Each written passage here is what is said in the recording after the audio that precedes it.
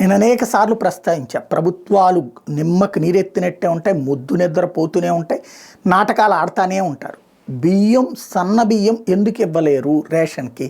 సన్న బియ్యం ఇస్తే తింటారు కదా, దుడ్డు బియ్యం ఇవ్వడం ఎందుకు, అది అమ్ముకున్నారంటూ రచ్చ చేయడం ఎందుకు? అట్లాగే ఇప్పుడు కందులకి అంటే ఇతర పంటలకైనా అంతే.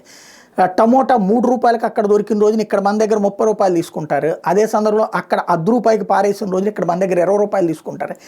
ఎందుకు అక్కడి నుంచి తెచ్చి ఇక్కడ ఇవ్వరు అన్నటువంటిది. ప్రభుత్వాలకు అదేమీ పట్టదు, బ్రోకర్ల రాజ్యాలే నడుస్తుంటాయి, బ్రోకర్ల దగ్గర కొనుక్కోవడానికి ఇష్టపడుతుంది. తాజాగా చూడండి, కందులకి సంబంధించి మన దగ్గర 150 నుంచి 180 రూపాయలు వసూలు చేస్తున్నారు. అదే సందర్భంలో ఆంధ్రప్రదేశ్లోనే తయారైనటువంటి కందులకు సంబంధించి వాళ్ళకి కనీస మద్దతు ధర కింటాకి 7,550, అంటే 75.5 రూపాయి కేజీ. అంటే రైతు దగ్గర తీసుకుంటున్నటువంటిది 75.5 రూపాయికి. అదే సందర్భంలో మన దగ్గర నుంచి మనం ఖర్చు పెడుతుంది 150 వేసుకోండి, 180 దాకా ఉంది, 150 వేసుకోండి, 75 రూపాయలు. ఈ 75 రూపాయల మధ్యలో ఎవరు తింటున్నారు? వ్యాపారస్తుడు 10 రూపాయలు తిన్నాడు అనుకుంటే ఓకే, కానీ 65 రూపాయలు పోతుంది ఎవరికి? మధ్యలో బ్రోకర్ దగ్గరికి. అది ఇక్కడ సమస్య.